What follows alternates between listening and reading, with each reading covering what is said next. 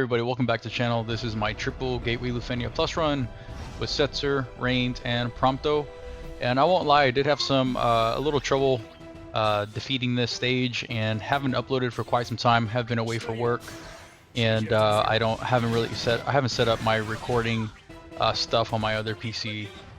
So I'm gonna have to do that so I can record a little bit more often, so when content comes out. But this LUFENIA Plus, the reason it's tricky is because you have the left CPU that will continuously heal the party for like 375k.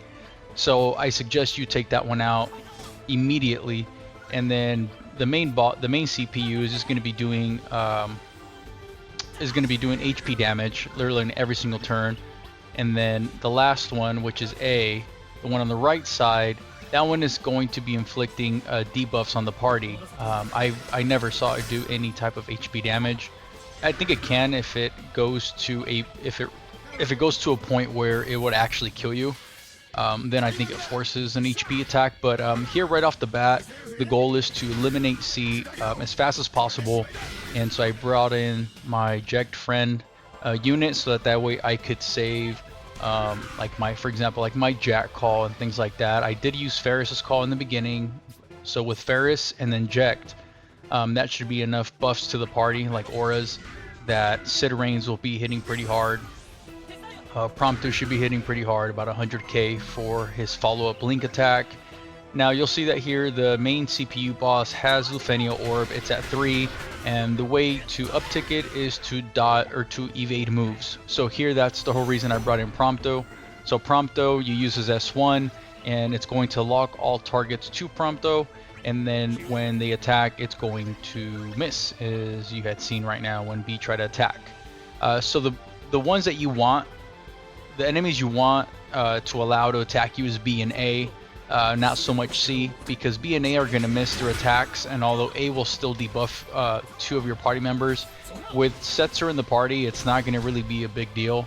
You can see here that Reigns is hitting for close to about 1,000,000 damage, and so there is no burst aside from the friend unit Ject that I brought in. So here it's about delaying C as much as possible, and not letting C take a turn. So that's the reason I also went into my summon very early, because I think that it starts to get pretty difficult if you're allowing C to take turns and heal everybody for 375k. At that point, with a 60 turn count, you're not. I mean, I was having trouble defeating it within that time, within that turn limit, allowing C to take turns. So I would highly suggest you take C away as soon as possible. So here that's what I'm doing. I'm just really targeting C and eliminating C, and then going straight into the main boss, which is B, right afterwards. You want to make sure that you're not deleting or delaying B and A, because you do want them to attack. Remember, in order to increase the LUFENIA orb, which is by 6, you have to dodge or evade one of the attacks. You could increase it by 1 if the enemy receives an attack that ignores defense, which Prompto also has with, I think it's his HP attack. I think it's called like Crack Shot or something like that.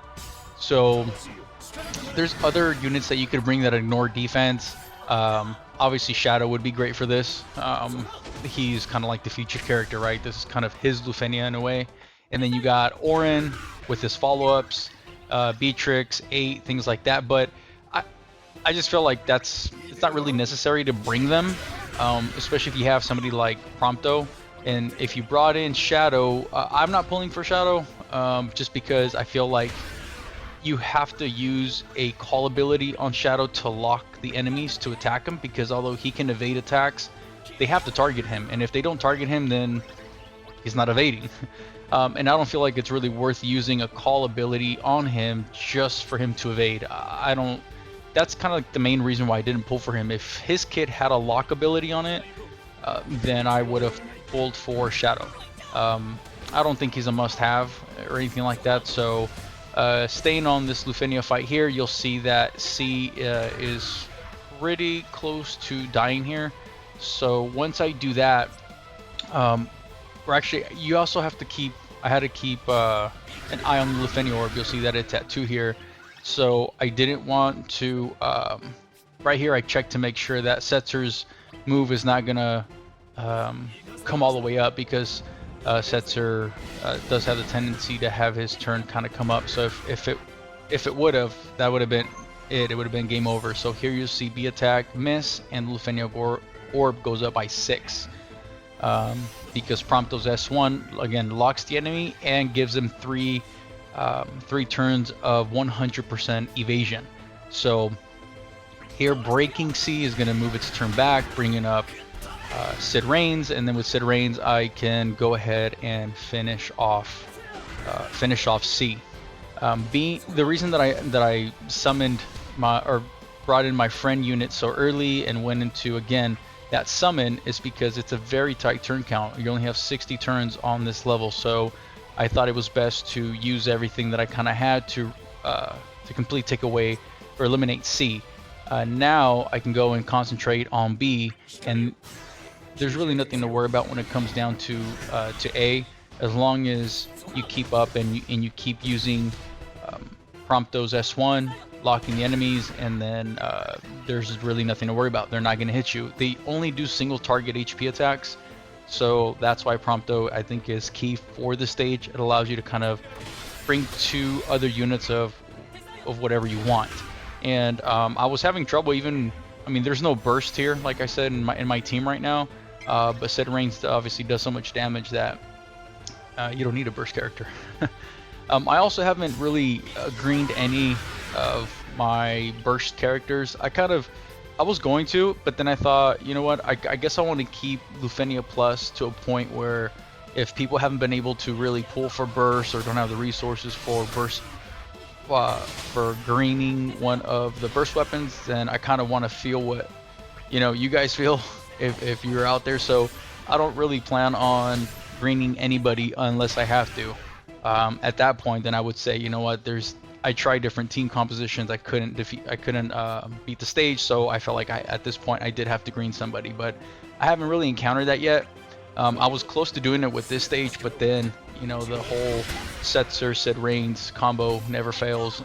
That's how I think I defeated my last mission too. So I would try different team compositions, but I've been very short on time, traveled for work, things like that. So I wanted to post a video as soon as possible to just kind of help through the stage on maybe who you could bring, give you a little bit of insight as to what I think about the stage to help you clear it. So in the beginning, I didn't want to use Setzer's Dive Bomb on anybody just because it's LUFENIA Plus, so as soon as the match starts, they do have the 200% defense up. They have Brave damage and Brave gain reductions, and then at 79%, they get the 300% defense up, and then they get an additional 10% on the Brave gain reduction. So at that point, you're at negative 70% on Brave damage, and then negative 80% on Brave gains with a 300% defense that the enemies will have. Afterwards, what goes up again is goes down is your Brave gain. So now once they hit 49%, it's negative 90% Brave gains to you. So at that point, I felt like it was worth keeping Setzer's LD for the end of the match when their defense is just so high, the Brave gains are so low. That's the reason I used Eject in the beginning, and I used 1 Ferris Call. I did apply a few turns back. I'm not sure if you noticed, but I did apply Jack's Call because, again, the enemies do have that 300% defense up. And although I do have Setzer, the reason I still use Jack is because not every hit will you do rainbow damage, like max Brave damage. So those hits in between where you're not doing max Brave damage, I want to still be able to maximize the damage that I do, because I think I just barely defeated them within exactly I think 60 turns. So it's not a very exciting fight because it's literally repeating the same thing over and over from this point on out. There's really nothing special. Here I do keep checking Prompto, and you'll see that he only had 1 more turn of evasion, so I have to use his S1, or I should have used actually his S1, and I didn't use it. here. So at this point, I'm gonna just keep using Setzer's dive bomb when I see that the LD buff has run out or is actually pretty low. I tend to use it when they're at 1 or 2 turns left of the buff. And the reason I actually didn't use Prompto's S1 is because Sid Reigns' turn came up, so now I could bring up Prompto's turn, and now here is where I'll be using the S1 because he currently has no more evasion on him. Although the enemies do have the lock debuff on them, I need to still make sure that Prompto can evade those attacks. So whenever I see Sid Reigns' turn come up, then I'll go ahead and use the S2 or Prompto's S2, so that way I don't just waste one turn of evasion. Because like right there, if I would have used his S1 and then Sid Reigns' turn comes up, bringing up Prompto's turn again, then on that follow-up turn, his evasion is going down. So it's continuously doing the same thing, delaying with Setzer and applying his LD buff whenever the other characters are running low or run out of the buff. Sid Reigns, it's just using his S2, using his LD, and then at that point just using his S1 whenever he's going to run out of that cavalry buff that allows him to do that follow-up move on launches. And then Prompto, it's allowing him again he's going to continuously keep doing that link attack, that follow-up move, and making sure that and just making sure he has his evasion up when he needs it. So here the enemy's turns up, I still have two turns of evasion, so I'm going to go ahead and use either the S2 or the LD. Since I ran out of the LD, I just go straight into using the S2s. And then here I'm going to reapply Ferris's debuffs, just because right now as soon as A takes a turn, most of Ferris's, or all of Ferris's debuffs would have gone away, and on B as well. So just want to make sure that every turn I'm doing the maximum amount of damage. And so I don't mind here using Setzer's S1 to delay the enemy, or at least delaying B, just because the more turns that they take, or every turn that they take, the debuffs are actually taking down. So I prefer to keep delaying them and keeping those debuffs on, and then and doing single target damage as opposed to using his freeze joker and doing AoE damage. A is not a concern to me whatsoever, and I don't want to eliminate A before I eliminate B. And the reason for that is because whenever you defeat both of the smaller CPUs, the boss is going to go into run emergency program. And what that does is that if both of the CPUs die, the boss cleanses all his debuffs, his turns become framed, and you can't delay him or delete his turns. The only way that you can delay him is through just regular breaking him. But then at that point, what's going to end up happening is he could resummon both A and C. And I think if you let that happen in any case, you're not going to be able to complete it within 60 turns. At least I haven't seen any run that has done that.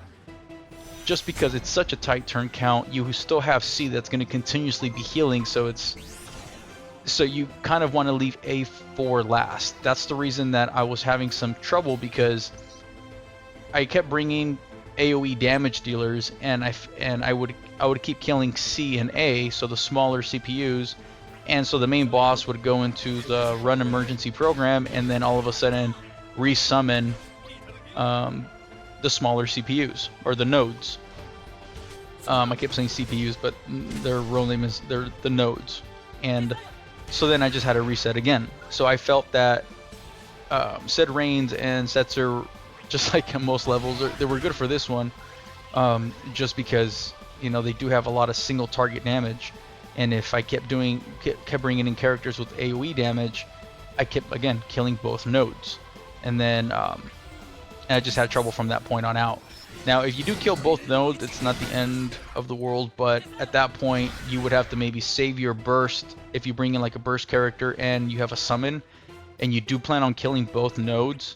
I would say plan on killing the last node when the boss is like below maybe 15 to 10% ish, and then at that point you can burst or summon, because obviously you can not so much delay his turns unless they come from break, but at least it gives you extra turns to try to defeat the boss before he gets turns to resummon both nodes again.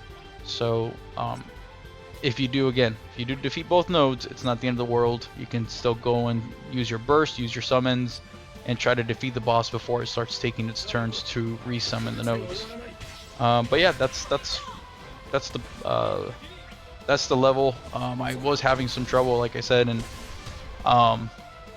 you could bring. I still want to be able to to complete a stage with Porum. Here, I mean, you could replace Setzer with Porum, but I feel like Setzer, at least for me, does better. So I hope that everybody that didn't have Setzer pulls for him in that Black Friday thing, banner, whatever it was called. I think it was called the Black 5-Day campaign or something like that. So I think Setzer was a must pull for a lot of people that didn't have him or didn't have Porum, any kind of Aura bot. And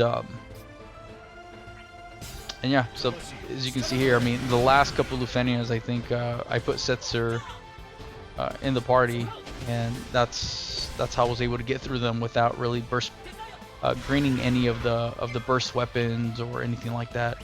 So here I have one more dive bomb, so I'm gonna reapply it, and this should be the end of B here. Once I get, I think, Sid Rain's turn, right after A takes a turn. But I'm still at 53 turns, and the turn count again is 60. So here I just have to try to do as much damage. I usually try to use Sid Rain's LD whenever he has a brand new fresh buff set of the fixed ice, just because you're going to be hitting for the most amount of like rainbow damage, I guess you can say. I probably should have targeted A with that attack, to be honest with you. I think that at that point, B was going. I could have killed B with Setzer's like Freeze Joker or something like that. So here I wasn't sure if I was gonna probably make it because it's still 7 or 6%, 3 turns left, and instead of using his free skill, I wanted to battery the party, which is what Sid Rain's S2 does, and just trying to do as much HP damage as possible. I probably should have done a Brave attack on Prompto's launch, so that when he does his Link attack, he could have done probably more damage. But all in all, 60 turns, and there it is. Setzer finishes it off. I barely got through with it. Only took 3 breaks, but you'll see exactly 60 turns. So if you try this, good luck. Bring, I think, heavy single target damage dealing characters, in my opinion. Take down C, then take down B, and then lastly take down A. So good luck on this run. Thanks for watching. Make sure to like, subscribe, and turn on notifications for new content. Also, let me know in the comment section what you think about this mission and who you used to complete it. Check the links in the description for Opera Omnia websites that give you a bunch of helpful information, and I'll see you on the next one.